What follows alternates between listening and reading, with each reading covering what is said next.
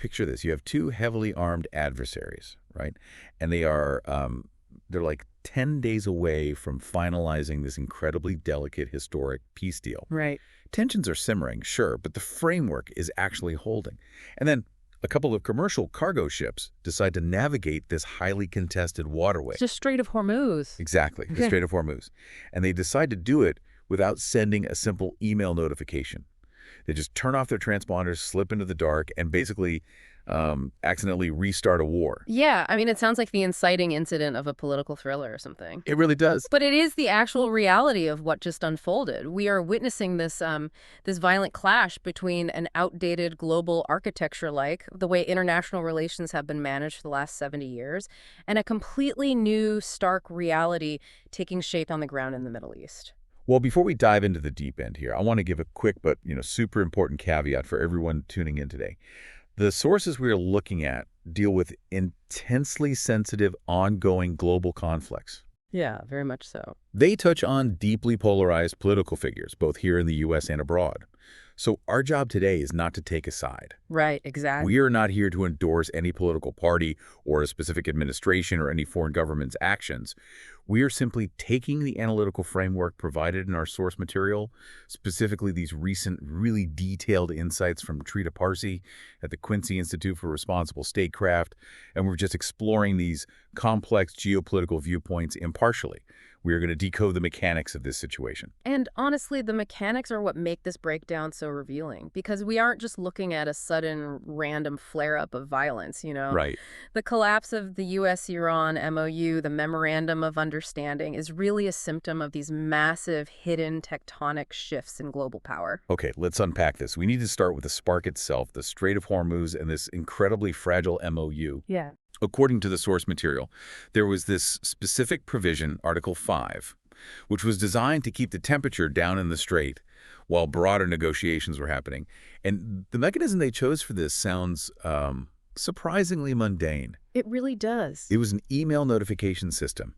Ships transiting the strait were supposed to send a digital heads-up to both Iran and a designated country within the GCC, the Gulf Cooperation Council. Right, just a basic notification. Yeah, no massive tolls, no physical boardings or inspections, just an email saying, hey, we are passing through.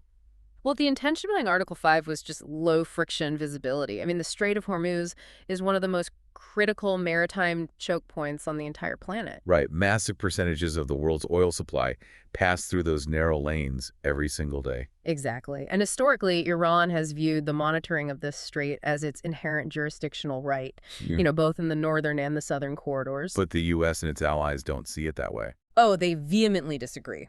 They view those transit lanes strictly as international waters. So the email system was this clever diplomatic workaround. Because it allowed Iran to feel acknowledged. Yeah, they received the notification, so they felt respected.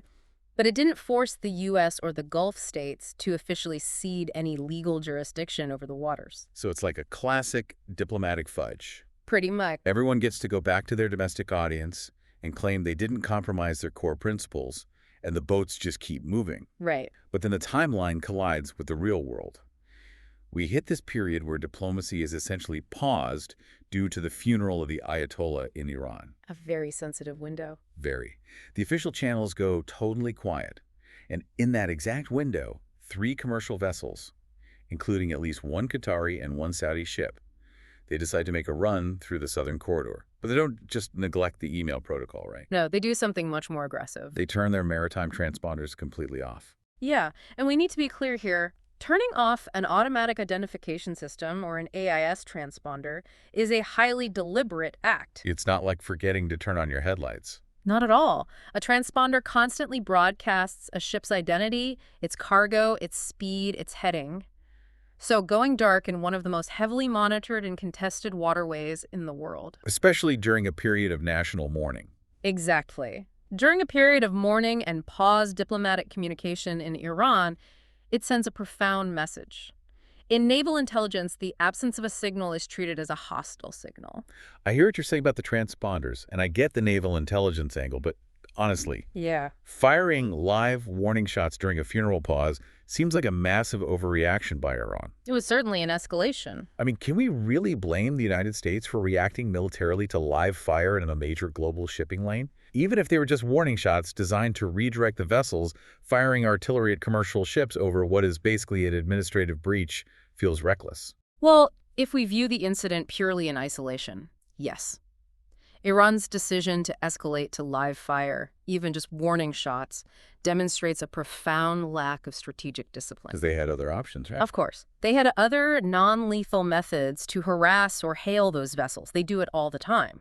However, the United States military response was equally disproportionate to the actual immediate threat. Right. The U.S. responded with overwhelming force, essentially scuttling the entire diplomatic process. And the great irony highlighted in the analysis is the timeline of all this. This is the part that blew my mind. Yeah, this specific notification arrangement, the email system under Article 5, was only a temporary patch. It only had about 10 days left before the first 30-day phase of the MOU expired entirely. And a new, more comprehensive phase is supposed to begin. Exactly. This is the part that I just struggle to grasp. We have two massive military powers throwing away an incredibly difficult, painstakingly negotiated diplomatic framework over a temporary Band-Aid that was expiring in a week and a half anyway. It went from an MOU to what the analyst Ali Hashem called a Memorandum of Misunderstanding. MOM, yeah, it's a fitting acronym. But if ceding this control or managing these transponders was so incredibly temporary, why did this specific incident trigger such an explosive, completely unrecoverable chain reaction? What's fascinating here is that the conflict wasn't actually about the 10 remaining days of the notification system. Okay. To understand why Iran pulled the trigger and why the U.S. struck back so aggressively, you really have to look past the surface-level administrative dispute. So it wasn't about the emails. Not at all. You have to look at the permanent geopolitical architecture that Iran believed the United States was trying to quietly build during that temporary window. Which brings us to the underlying strategic reality, which is the logic of leverage. What was Iran actually terrified of losing in those waters? Well, the source analysis details Iran's overriding strategic fear. They suspected that the United States was utilizing the cover of the MOU, this period of supposed de-escalation and paused hostilities, to establish a highly secure, heavily protected southern corridor through the Strait of Hormuz. Meaning a corridor that Iran couldn't touch. Exactly. The critical factor is that this corridor would be engineered to remain fully operational and untouchable by Iranian forces, even if a full-scale regional war broke out. Escalation dominance. I was reading up on this after looking through the source material. That's the key concept here. Because Iran is facing adversaries equipped with nuclear weapons, right? And vastly superior conventional naval forces, namely the United States and Israel. Right. They can't win a traditional war. No, they cannot win a traditional ship-to-ship war in the open ocean. So their ultimate defensive strategy, their absolute trump card, is their geographical ability to shut down the Strait of Hormuz and basically paralyze the global economy. It is their primary asymmetric advantage. By holding the global energy supply at risk, they establish a deterrence. Yeah. If the United States successfully carves out a guaranteed safe lane in that southern corridor, Iran is completely stripped of its most significant geopolitical leverage. So they lose their shield. Yes. They would be effectively neutralized as a regional threat without the U.S. having to fire a single missile or drop a single bomb. So from the perspective of the military leadership in Tehran, they were acutely paranoid that the dark transponders were not an oversight. They thought it was a test. Exactly. They thought it was a deliberate test run by U.S. allies to probe the viability of this new permanent safe lane. Yeah, it's like agreeing to a truce with a heavily armed rival. Right.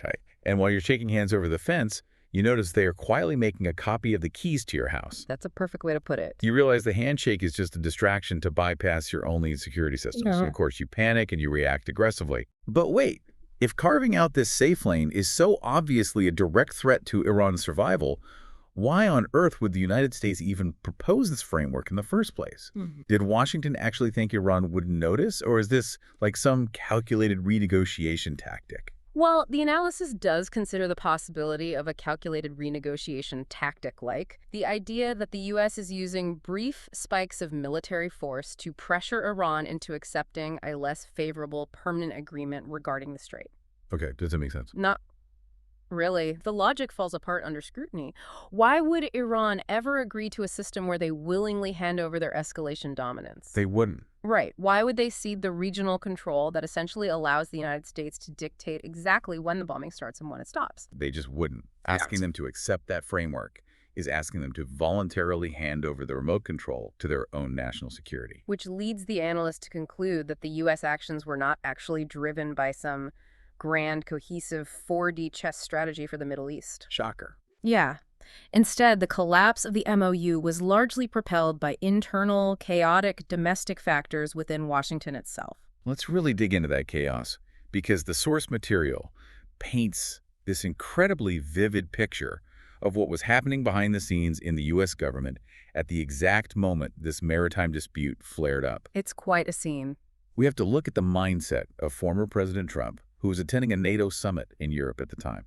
And the analysis describes his mood as profoundly out of balance. Yeah, he was in an environment that historically irritates him. He was surrounded by European leaders he frequently clashes with, and facing a really stagnant, intractable geopolitical situation regarding the ongoing war in Ukraine. So he's not having a good trip. No. The summit offered no immediate victories, no clear breakthroughs, and critically, no positive reinforcement. Right.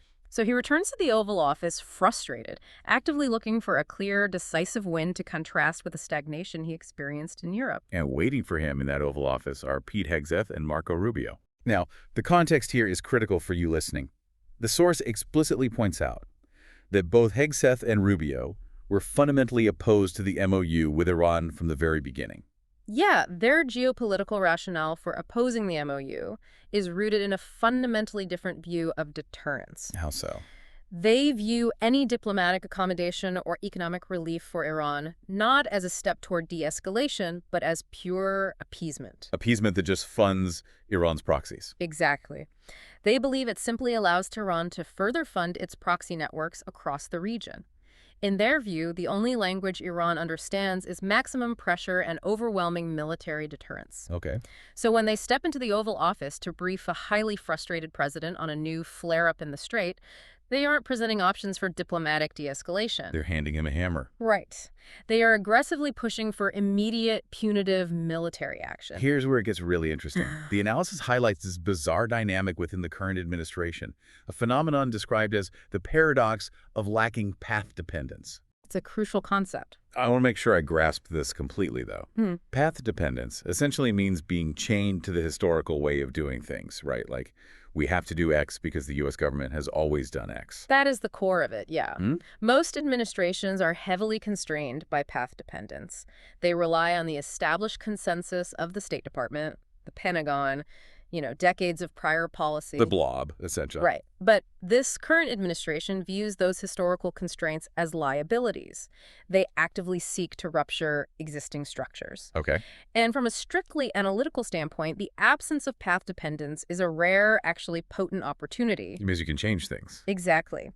It provides a leader with the unprecedented freedom to enact massive, sweeping changes that traditional politicians would be far too timid to even propose. But that theoretical superpower is completely neutralized by the second half of the paradox, which is extreme impatience. Yeah. The source points out that while Trump has the political freedom to try radical new diplomatic approaches, he requires constant, immediate, positive reinforcement. And diplomacy, especially with historic adversaries, requires enduring trust building over extended periods. Not overnight. No, it involves setbacks, it involves misunderstandings, and very gradual progress. But if an administration tries a diplomatic avenue and it doesn't yield a flawless, headline-grabbing victory in, say, 12 days, that impatience takes over. They just bail on it. Yeah. The administration does a 180-degree flip, abandons the diplomatic track entirely, and reverts back to blunt military force. You can't treat international treaties like a light switch. No, you really can't. You can't just flip it to bombing, get bored a week later, flip it back to negotiating, and expect the other countries to just sit there waiting at the table. It destroys any credibility the United States has as a reliable negotiating partner. Absolutely. And it leads to these completely baffling policy contradictions. Like, the source highlights the December 2024 National Security Strategy document. Yes, the NSS. In it, the administration explicitly outlines a hemispheric focus. They state a clear strategic goal to pull the United States military out of the Middle East and focus on domestic and regional priorities. And yet, barely 2 months after publishing that grand strategy to exit the region, they authorized military strikes that plunged the United States right back into a potential war with Iran. It makes no sense. You cannot reconcile those two realities through the lens of traditional strategic planning. It's just a massive missed opportunity for the United States to actually reshape its global footprint. It is. The analyst notes that there is a growing consensus across different political spectrums, even within the restraint-oriented wings that actually influence the current administration, that the massive expenditure of blood and treasure to maintain U.S. hegemony in the Middle East is no longer yielding a strategic return on investment. Right. The United States had a genuine window to carefully extract its forces, focus on pressing hemispheric and Indo-Pacific challenges, and leave behind a region that was actually stabilizing on its own. Because while Washington is stuck in this chaotic loop of, writing withdrawal strategies and then ordering bombing runs the next day, the Middle East itself hasn't been sitting still. Not at all. The region is waking up to a stark new reality regarding American protection. And this is a massive shift in the source material. We need to talk about the death of bloc politics. Yeah, this is huge. For decades, the foundational security architecture of the Middle East was rigid bloc formation. Us versus them. Exactly. You had the Gulf states, the GCC heavily allied with and protected by the United States. This bloc was formed almost entirely in opposition to Iran, seeking to contain, isolate, and undermine Tehran at every single turn. It was a total zero-sum game of regional dominance. Right. But the GCC is experiencing an awakening. They have realized that the American security umbrella is full of holes. It is worse than being full of holes. They are realizing the umbrella itself might be drawing the lightning. Oh, wow. What do you mean? Well, the Gulf states have observed recent conflicts and come to a startling conclusion. The massive United States military bases located within their borders do not actually guarantee their protection. Okay. In a regional conflict, those bases instantly become primary targets for Iranian missiles or proxy attacks. The host nations find themselves transformed into active battlefields simply by proximity. So hosting the U.S. military actually makes them less safe. In a direct conflict, yes. Furthermore, the source notes that the GCC watched how the U.S. reacted during recent escalations. When push comes to shove, the United States does not prioritize the physical infrastructure or the economic security of the Gulf states. No, they don't. The U.S. prioritizes the security of Israel above all other regional concerns. So if you are a leader in Riyadh or Abu Dhabi, you are looking at the geopolitical ledger right now. The alliance with the U.S. didn't successfully deter Iran's nuclear program, and it didn't stop its proxy network. It just heightened the risk of your cities being dragged into a massive war. Exactly. And if that war breaks out, your primary superpower protector will be focusing its resources elsewhere. So the fundamental demand for that U.S.-centric anti-Iran bloc formation has severely diminished. Which means the countries in the Middle East are looking for entirely new models of security. Yes, they are. And they're looking at entirely new places. When I think of high-level diplomacy, the image in my head is always a mahogany table in Geneva or Vienna. Right, the traditional European hub. Yeah, but the analysis points out that the true centers of geopolitical gravity are shifting away from Europe entirely. The new hubs of diplomacy are cities like Istanbul, Doha, and Islamabad. And this geographic shift represents a deeper philosophical shift away from Western-dictated solutions. Interesting. The text draws a sharp contrast between what it terms the traditional Biden approach and the new organic desires of the region. The previous U.S. administration's approach focused heavily on strengthening the existing formal alliance systems. Like NATO or the GCC. Right. However, the paradox of that approach is that to keep a defensive alliance tightly unified, you need a unifying threat. You need a boogeyman. You actually have to sustain the existing enmities.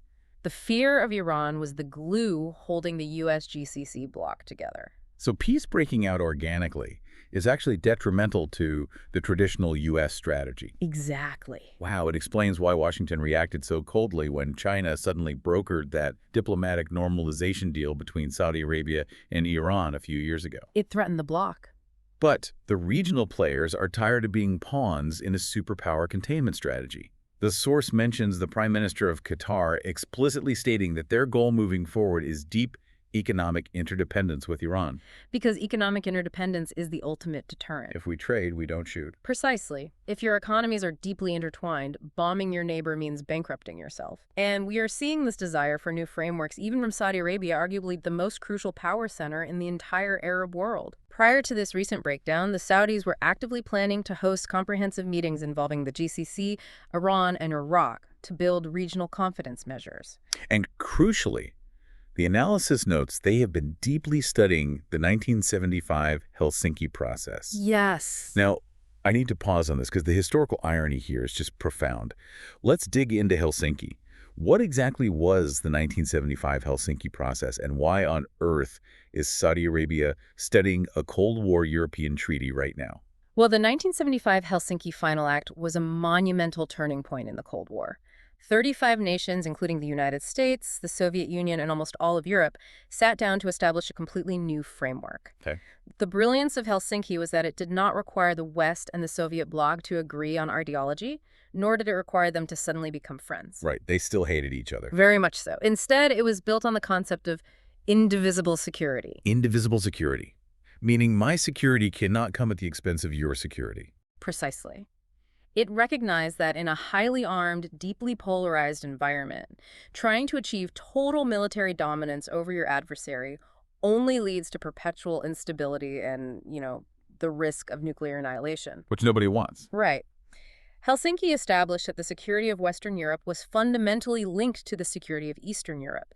It codified respect for borders, peaceful settlement of disputes, and non-interference in internal affairs, while creating a permanent forum for continuous dialogue. So Saudi Arabia looking in Helsinki means they were trying to figure out how to transition from forming an armed gang to fight Iran to building a neighborhood association where even the houses they hate are protected by the exact same rules. That's a great analogy. They are recognizing that Iran isn't going anywhere. You can't contain them indefinitely without massive U.S. military backing, and since the U.S. is an unreliable partner that keeps trying to leave, the GCC has to figure out how to actually live with Iran. And if we connect this to the bigger picture, it highlights a staggering divergence in global political evolution right now.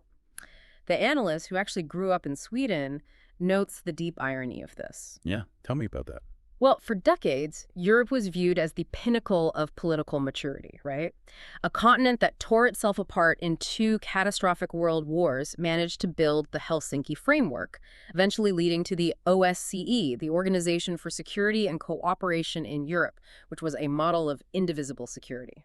But the source argues Europe is actively abandoning that legacy right now. The text describes it as an intellectual deterioration within Europe. Wow. Yeah. In response to recent conflicts, instead of relying on or reforming the frameworks of pan-European security, European nations are aggressively reverting to old-school bloc politics. They're going backwards. They are. They are attempting to isolate adversaries entirely and recreate a militarized, Europe-only bloc formation. Meanwhile, the Middle East, a region historically dismissed by Western analysts as structurally chaotic and incapable of mature cooperative diplomacy, is the one actively seeking out collective, indivisible security models and rejecting the rigid bloc formations of the past. It is an incredible historical role reversal. Truly. The Middle East is trying to build a table where everyone can sit because they know the alternative is burning the house down. Right. But there is one massive nuclear-armed player in the region that has absolutely no interest in sitting at that table. Yes.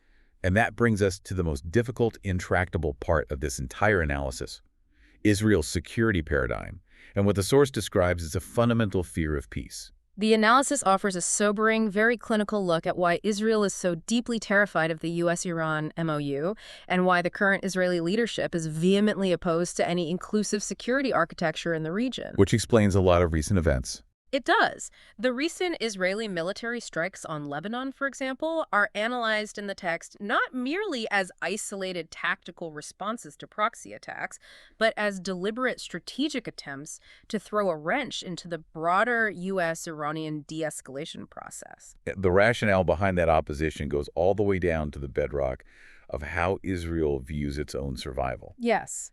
The source explains that Israel's strategic mindset goes far beyond traditional bloc politics. Their foundational belief is that their existence can only be secured through absolute, unquestioned military dominance of the entire Middle East. Global hegemony. Right. For Israel to feel secure, every other nation around them must exist in a state of manageable insecurity. It is the ultimate zero-sum paradigm. And the text points out a fascinating linguistic and cultural shift within Israel that illustrates this. The concept of peace itself has become almost taboo in mainstream Israeli political discourse. Taboo, really. Yeah.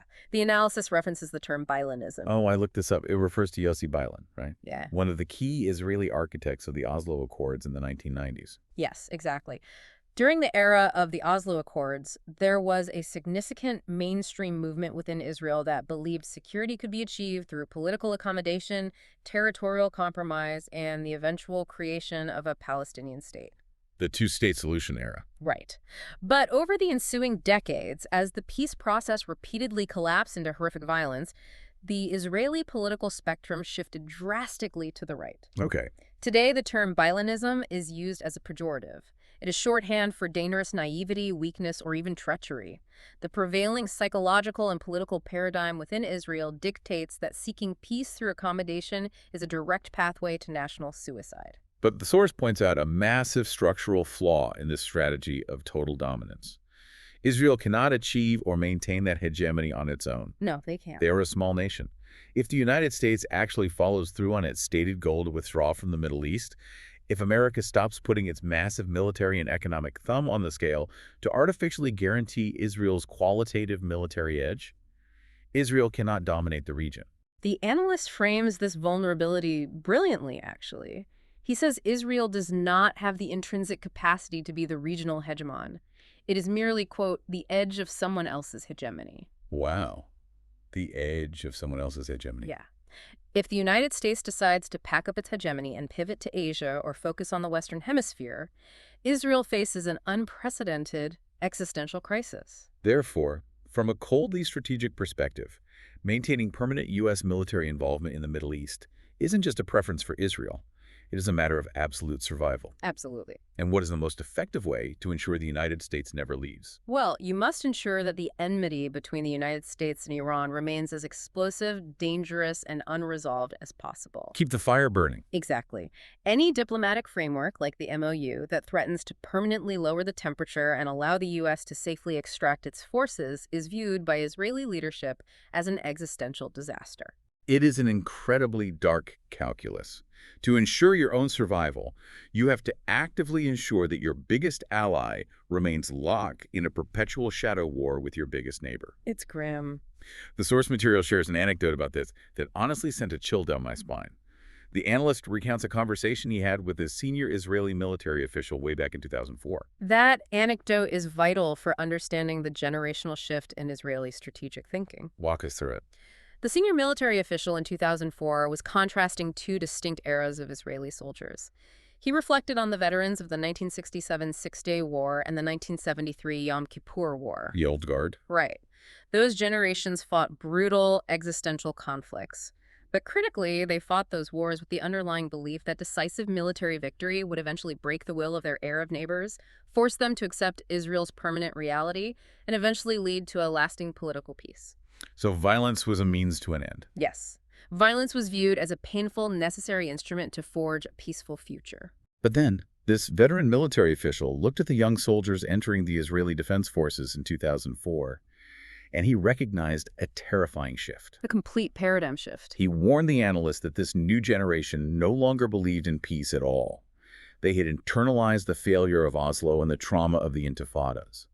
They believed that the only permanent reality was a state of perpetual warfare. Yeah. They believed the only mechanism for survival was to permanently, violently dominate the Palestinians and everyone else in the region. The official warned in 2004 that this new mindset, the normalization of perpetual conflict and the total abandonment of political solutions, would eventually rot Israeli society from the inside out. And here we are.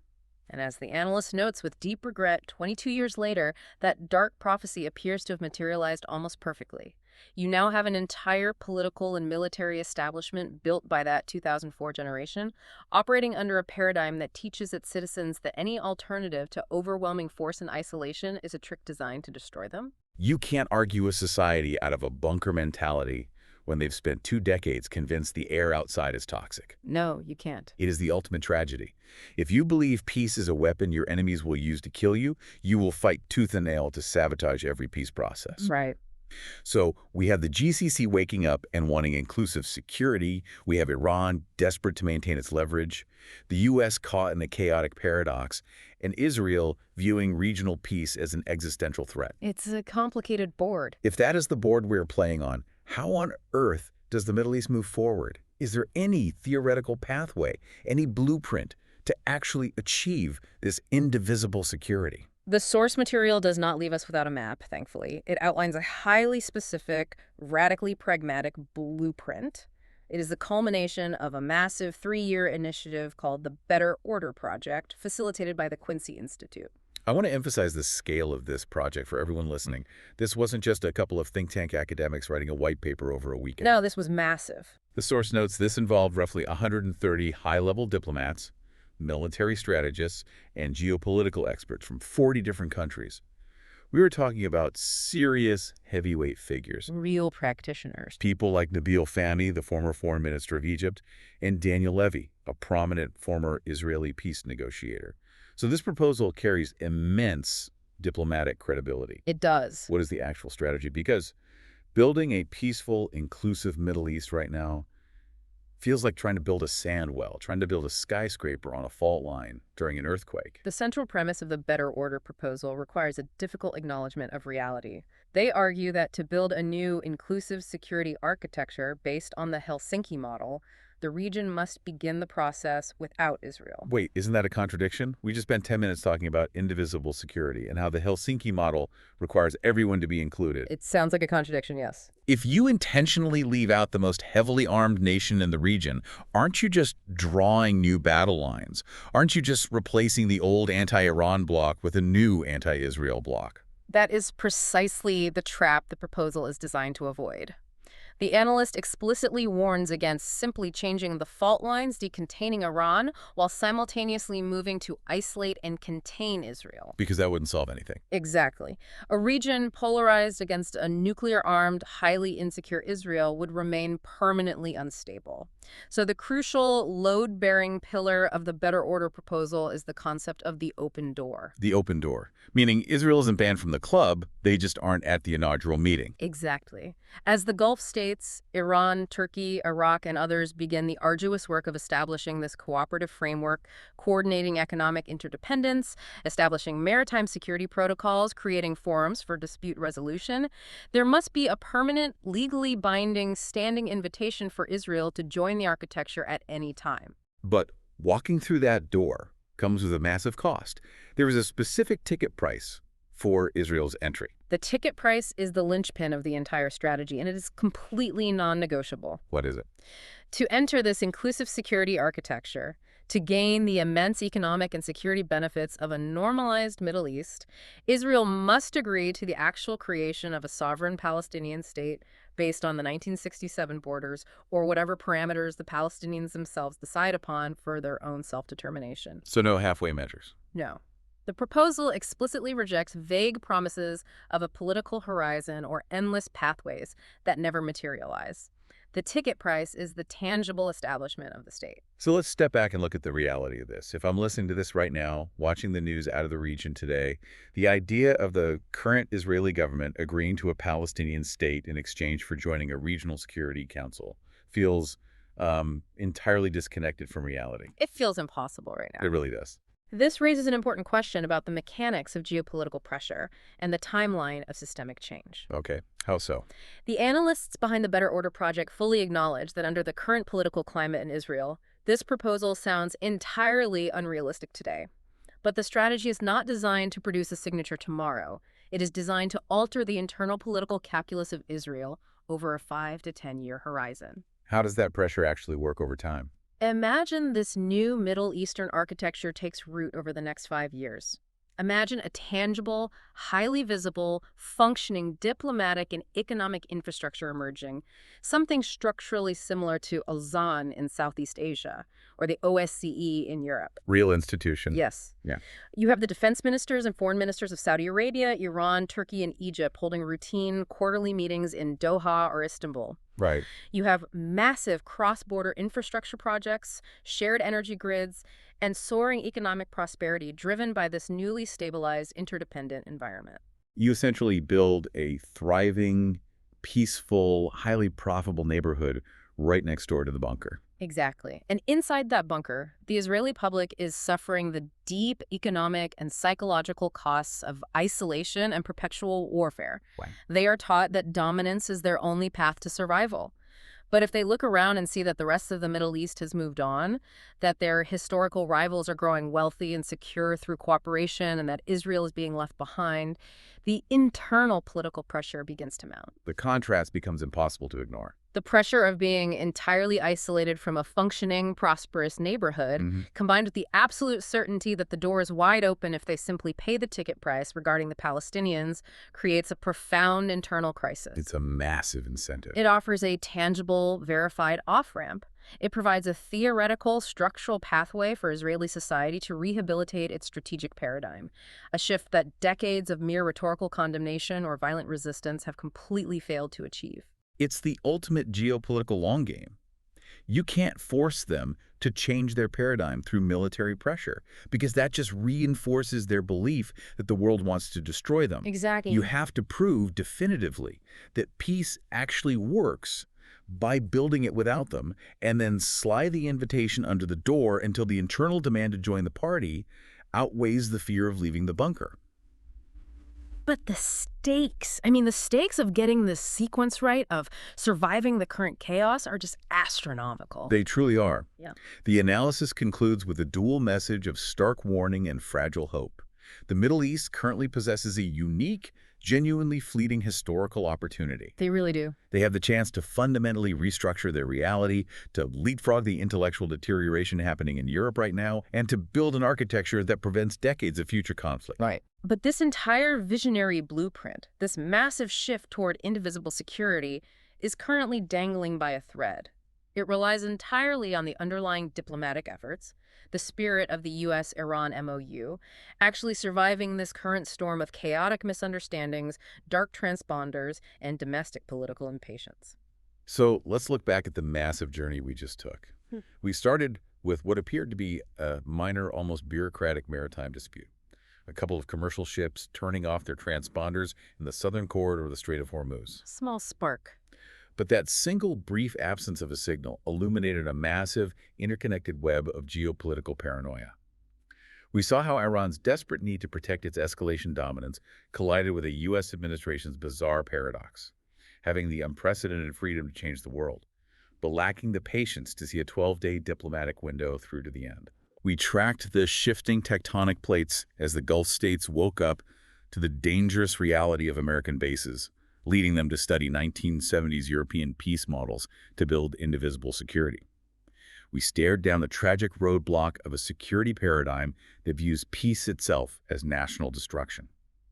And finally, we looked at a visionary, incredibly difficult blueprint for an inclusive Middle East, complete with an open door and a heavily priced ticket for entry. The overarching takeaway for everyone listening today is that the fundamental ground rules of global power are shifting beneath our feet. Big time. The era of the unipolar world is rapidly concluding. The decades where a single global superpower like the United States could simply hold a massive military umbrella over a region, freeze conflicts in place, and unilaterally dictate the terms of engagement are over. They're gone. The regional actors in the Middle East and across the global South are recognizing this new reality. They are moving rapidly to construct new architectures, new alliances, and new rules, and they are no longer waiting for permission or participation from Washington to do so. Which brings me to a final thought I want to leave you with today. Think back to what we discussed about the shifting centers of global diplomacy. For almost a century, when we pictured the negotiation of global peace, we pictured the serene mountains of Switzerland. Right, Geneva. We pictured Geneva. We pictured the institutional heart of the West. But the analysis tells us those centers of gravity are permanently migrating to places like Doha, Istanbul, and Islamabad.